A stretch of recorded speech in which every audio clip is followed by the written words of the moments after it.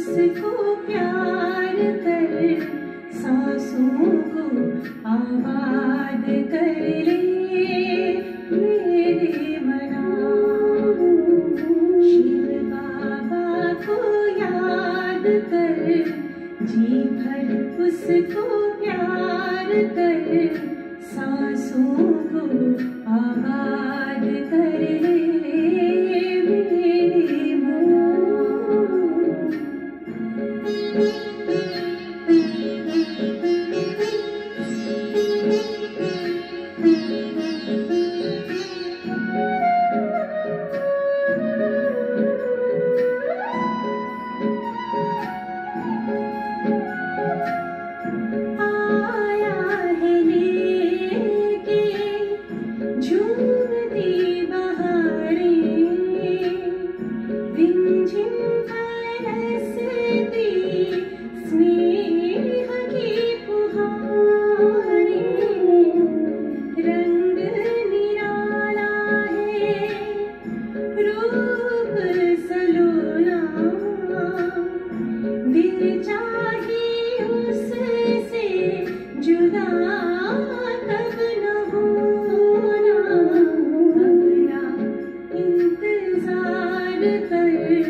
बैठना हिम्मत हार कर, प्रभु का तू दीदार कर ले मेरे मना। शिव बाबा को याद कर, जी भर उसको प्यार कर, सांसों को आबाद कर ले मेरे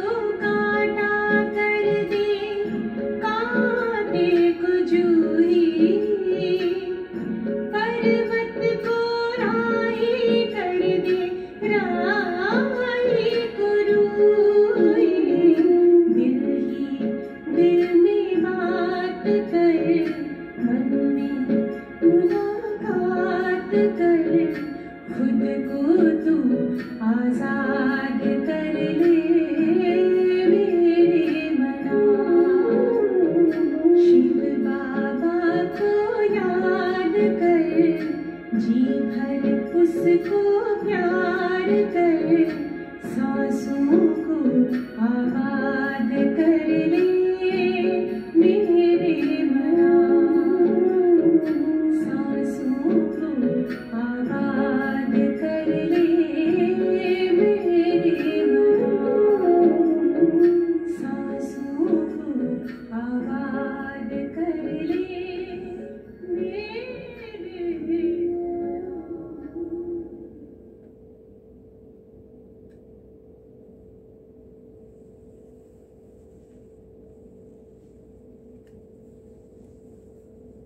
आज के शिव बाबा के महावाक्य। बाबा ने आज कहा, मीठे बच्चे तुम हो स्पिरिचुअल रूहानी इनकॉग्निटो सेल्वेशन आर्मी। तुम्हें सारी दुनिया को सेल्वेज करना है, डूबे हुए बेड़े को पार लगाना है। प्रश्न है, संगम पर बाप कौन सी यूनिवर्सिटी खोलते हैं जो सारे कल्प में नहीं होती है? बाबा ने आंसर किया है, राजाई प्राप्त करने के लिए पढ़ने की गॉड फादरली यूनिवर्सिटी व कॉलेज संगम पर बाप ही खोलते हैं। ऐसी यूनिवर्सिटी सारे कल्प में नहीं होती है। इस यूनिवर्सिटी में पढ़ाई पढ़कर तुम डबल सिरताज राजाओं का राजा बनते हो। ओम शांति। मीठे मीठे रूहानी बच्चों से पहले पहले बाबा पूछते हैं कि यहाँ आकर जब बैठते हो तो अपने को आत्मा समझ बाप को याद करते हो, क्योंकि यहाँ तुमको कोई धंधाधोरी मित्र संबंधी आदि भी नहीं है। मधुबन में पहुँचे हैं तो मधुबन में तो न धंधाधोरी है न मित्र संबंधी आदि हैं। तुम ये विचार करके आते हो कि हम बेहद के बाप से मिलने चाहते हैं।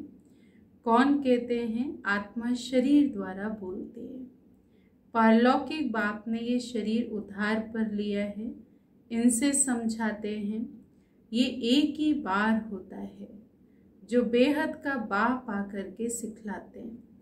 अपने को आत्मा समझ बाप को याद करने से तुम्हारा बेड़ा पार हो जाएगा। हर एक का बेड़ा डूबा हुआ है, जो जितना पुरुषार्थ करेंगे उतना बेड़ा पार होगा। गाते भी है ना कि हे माझी नैया मेरी पार लगाओ। वास्तव में हर एक को अपने पुरुषार्थ से पार जाना है। जैसे तैरना सिखलाते हैं, फिर जब तैर जाते हैं, सीख जाते हैं तो आप ही तैरते हैं। वो सब हैं जिस्मानी बातें, ये हैं रूहानी बातें। तुम जानते हो आत्मा अभी कीचड़ के दुबन में फंस गई है। कीचड़ एक है कि कीचड़ है, एक होता है कीचड़ का दुबन, दलदल है।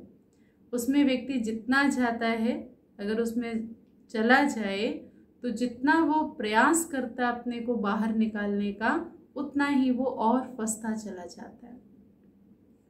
तो इसलिए बाबा ने कहा कि आत्मा भी अभी कीचड़ के दुबन में फंस गई है। कीचड़ क्या है? 5 विकार है, काम, क्रोध, लोभ, मोह, अहंकार। इस पर हिरण का भी मिसाल देते हैं। पानी समझ के जाते हैं, परंतु वह होती है कीचड़, तो उसमें फंस पड़ते हैं। कभी कभी स्टीमर्स, मोटरें आदि भी कीचड़ में फंस पड़ती हैं।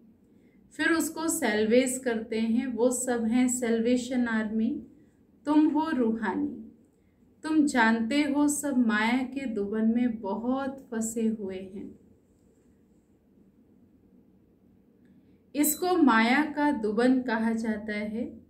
बाप आकर समझाते हैं इनसे तुम कैसे निकल सकते हो। ये सेल्वेज करते हैं। उसमें मदद चाहिए आदमी को आदमी की।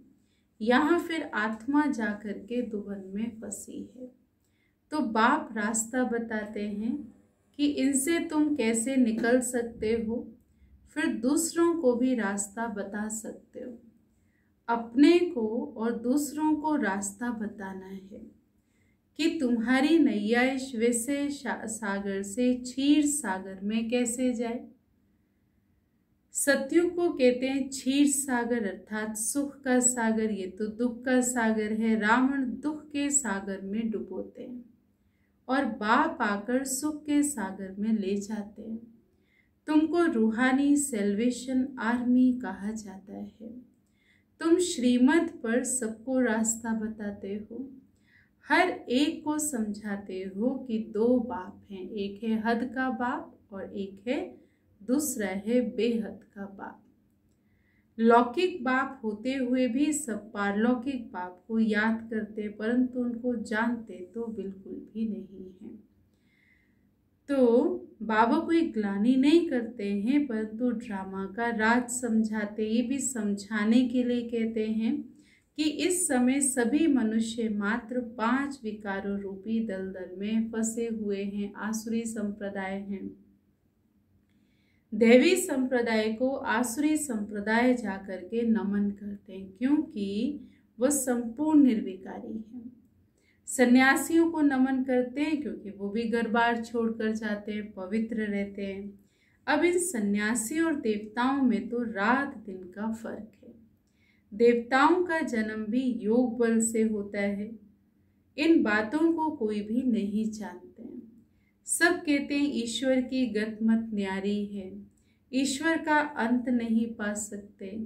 सिर्फ ईश्वर व भगवान कहने से इतना लव नहीं आता है। सबसे अच्छा अक्षर है बाप।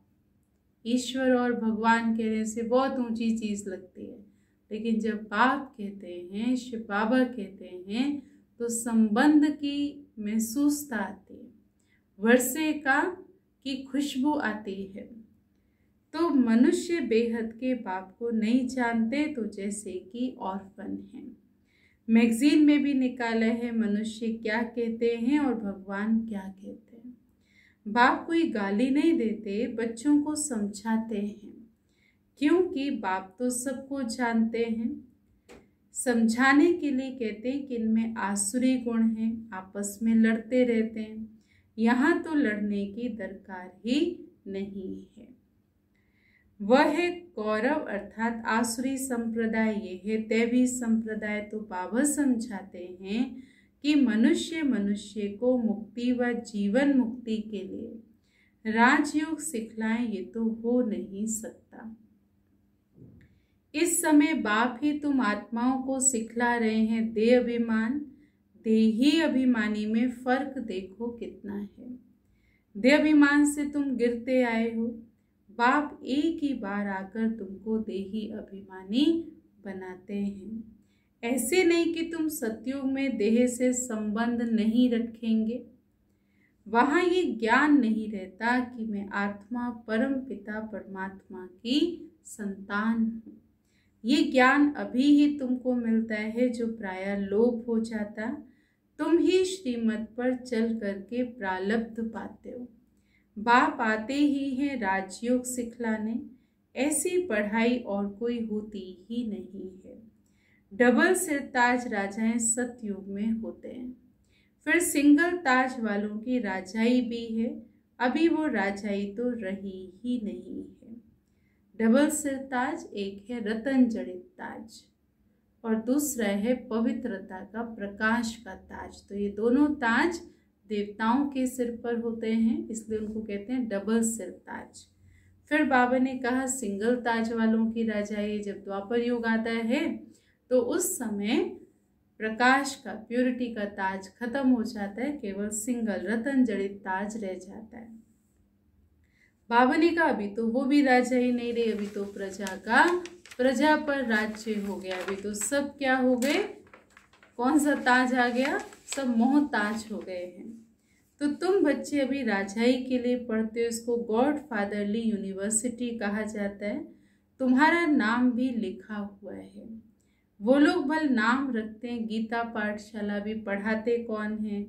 श्री कृष्ण भगवान उवाच कह देंगे। अब कृष्ण तो पढ़ा ना सके, कृष्ण तो खुद पाठशाला में पढ़ने जाते हैं। प्रिंस प्रिंसेस कैसे स्कूल में जाते, वहाँ की भाषा ही दूसरी है। ऐसे भी नहीं कि संस्कृत में गीता गाई है, यहाँ तो अनेक भाषाएं हैं। जो जैसा राजा होता है वो अपनी भाषा चलाते हैं। संस्कृत भाषा कोई राजाओं की नहीं है। बाबा कोई संस्कृत में नहीं सिखलाते, बाप तो राजयोग सिखलाते हैं सतयुग के लिए। बाबा कहते हैं बच्चे काम महाशत्रु है, इस पर जीत पहनो, प्रतिज्ञा कराते हैं। यहाँ जो भी आते हैं उनसे प्रतिज्ञा कराई जाती है। काम पर जीत पाने से तुम जगत जीत बनेंगे, ये है मुख्य विकार। ये हिंसा द्वापर से चली आती है। तो प्रतिज्ञा ऐसे नहीं करा दी जाती है, पहले बताया जाता है। स्व इच्छा से स्वीकार करके बाबा के साथ, भगवान के साथ आत्मा ये प्रतिज्ञा करते हैं। बाबा ने कहा ये हिंसा द्वापर से चली आती है, जिससे वाम मार्ग शुरू हुआ। देवताएं कैसे वाम मार्ग में जाते हैं, उनका भी मंदिर है।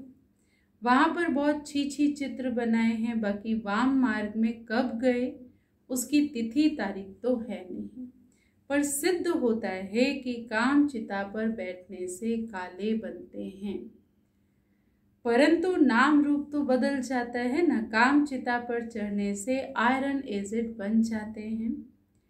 अभी तो 5 तत्व भी तमो प्रधान है, इसीलिए शरीर भी तमो प्रधान बनते हैं। देखो जन्म से कोई कैसे निकलते हैं, जन्म से ही बीमारियां हो जाती हैं, जन्म से हार्ट में प्रॉब्लम है, जन्म से ही जो है शरीर में वैरायटी प्रकार की कमी हो जाती है।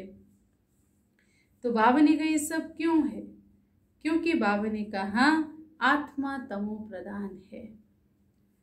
तो इसलिए बाबा ने कहा कि देखो अभी तो जन्म से कोई कैसे ऊपरते, वहां तो एकदम सुंदर शरीर होते हैं।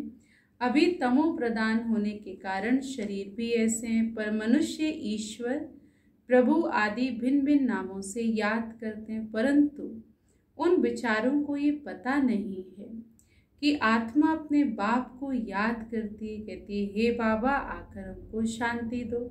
अब यहाँ तो कर्मेंद्रियों से पाठ बजा रहे हैं तो शांति कैसे मिलेगी? शांति तो कहाँ मिल सकती है? बाबा ने कहा विश्व में शांति थी जब लक्ष्मी नारायण का राज्य था, परंतु लाखों वर्ष कल्प की आयु कह दी तो मनुष्य बेचारे कैसे समझेंगे? जब इन देवताओं का राज्य था तो एक राज्य एक धर्म था, और कोई खंड में ऐसा नहीं कहते कि एक धर्म एक राज्य हो। यहाँ आत्मा मांगती है कि एक राज्य हो। तुम्हारी आत्मा ये जानती है, यहाँ आत्मा मांगती है कि एक राज्य हो, पर बाबा कहता तुम्हारी आत्मा जानती है कि अब हम एक राज्य की स्थापना कर रहे हैं, वहाँ सारे विश्व के हम मालिक रहेंगे। बाप हमको सब कुछ दे देते हैं, कोई भी हमसे राजाई छीन नहीं सकता। हम सारे विश्व के मालिक हम रहेंगे वहाँ। बाप हमको सब कुछ देते हैं, कोई भी हमसे राजाई छीन नहीं सकता। हम सारे विश्व के मालिक बन जाते हैं। विश्व में कोई सूक्ष्म वतन या मूल वतन नहीं आता। विश्व का मतलब ये सृष्टि, मनुष्य सृष्टि, जिसमें सूरज चांद सितारे सब आ जाते हैं। ये सृष्टि का चक्र यहाँ ही फिरता है, बाकी इससे ऊपर जो सूक्ष्म वतन है, मूल वतन है, बाबा ने कहा ये विश्व में नहीं आता। अब बाबा कहते हैं इसको बाप जो रचयिता है वही जानते हैं, ऐसे नहीं कि रचना रचते हैं। बाप आते हैं संगम पर, पुरानी दुनिया को नई दुनिया बनाने के लिए। दूर देश से बाबा आया हुआ है, तुम जानते हो नई दुनिया हमारे लिए बन रही है। बाबा हम आत्माओं का श्रृंगार कर रहे हैं, उसके साथ फिर शरीरों का भी श्रृंगार हो जाएगा। आत्मा पवित्र होने से फिर शरीर भी सतो प्रधान मिलेंगे। सतो प्रधान तत्वों से शरीर बनेंगे, पांचों तत्व सतो प्रधान, और शरीर भी सतो प्रधान। इन्हों का सतो प्रधान शरीर है ना, इसीलिए नेचुरल ब्यूटी रहती है। देवी देवताओं का देखिए आप, सतो प्रधान शरीर है, तो बाबा ने कहा कि नेचुरल ब्यूटी होती है। गाया भी जाता है रिलीजन इज माइट। अब माइट कहाँ से मिली? एक ही देवी देवताओं का रिलीजन है जिससे माइट मिलती है, ताकत मिलती है। ये देवताएं ही सारे विश्व के मालिक बनते हैं, और कोई विश्व के मालिक नहीं बनते। और इन्होंने कोई लड़ाई झगड़ा नहीं किया, किसी राज्य पर चढ़ाई नहीं करी, लेकिन नाम आता है विश्व महाराजन श्री नारायण, विश्व महारानी श्री लक्ष्मी। तो बाबा ने कहा ये विश्व महाराजन विश्व महारानी बनते हैं। ये बातें दुनिया में और कोई भी नहीं जानते। लिखा भी हुआ है कि आदि सनातन देवी देवता धर्म की स्थापना शिव बाबा ब्रह्मा बाबा के द्वारा करते हैं।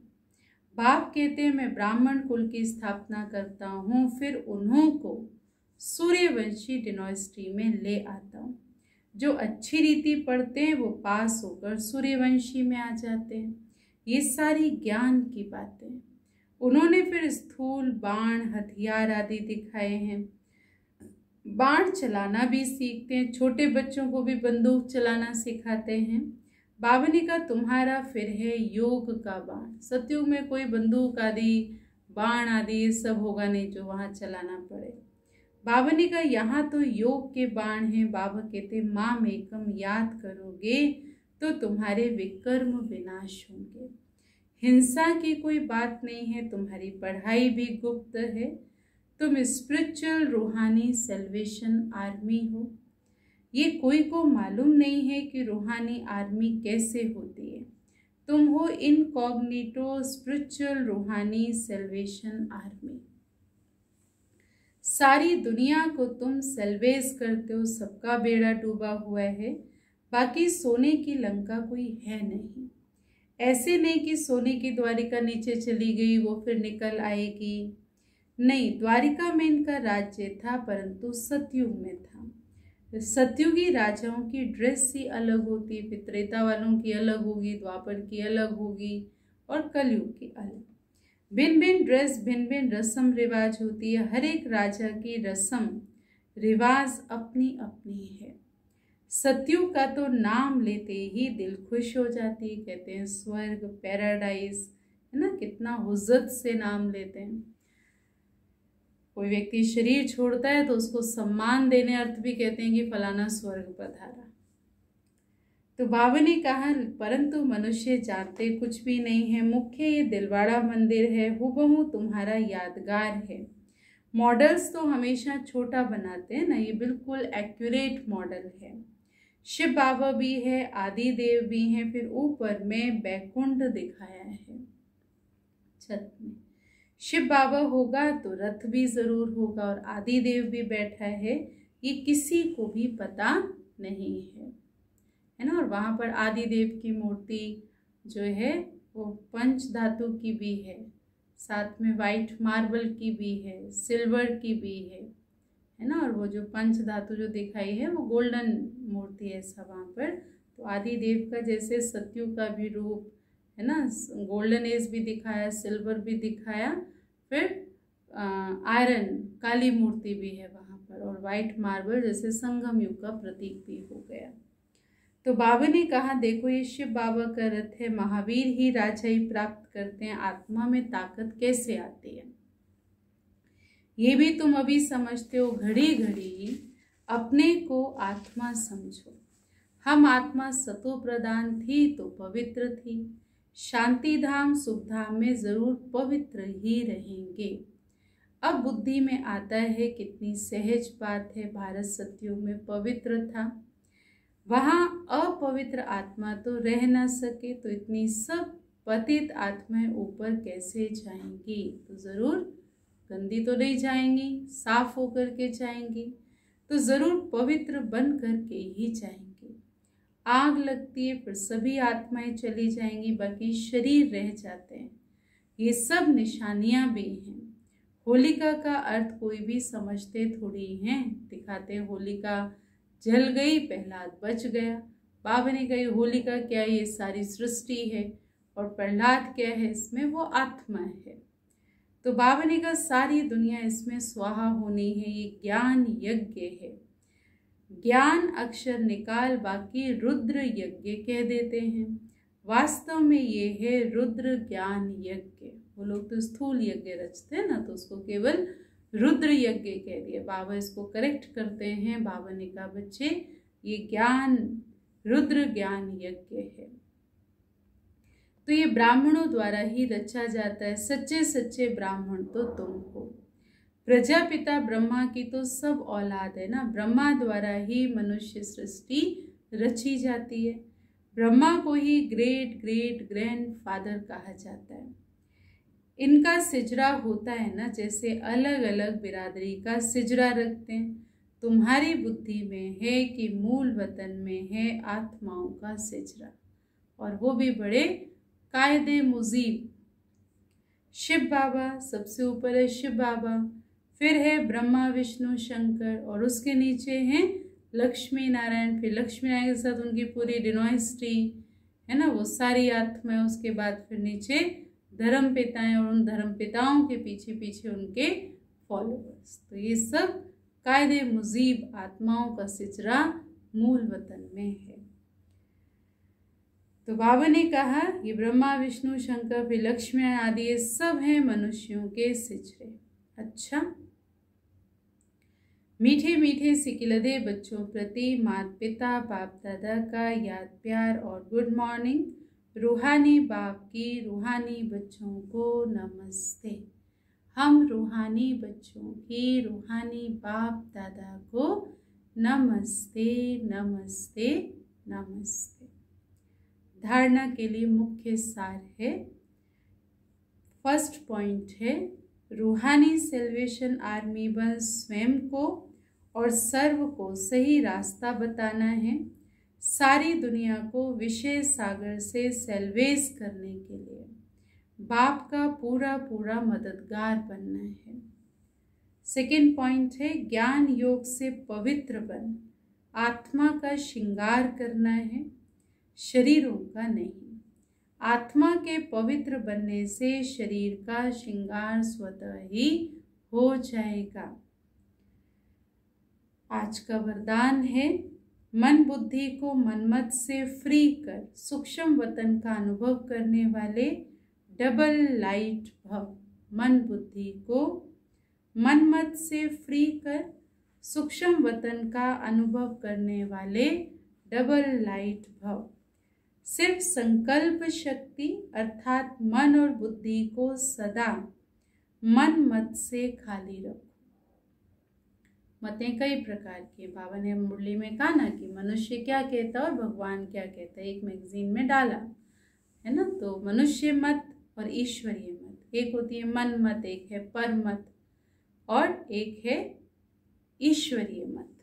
तो बाबा ने कहा कि मन और बुद्धि को सदा मन मत से खाली रखो, तो यहाँ रहते भी वतन की सभी सीनरियाँ ऐसे स्पष्ट अनुभव करेंगे जैसे दुनिया की कोई भी सीन स्पष्ट दिखाई देती है। इस अनुभूति के लिए कोई भी बोझ अपने ऊपर नहीं रखो।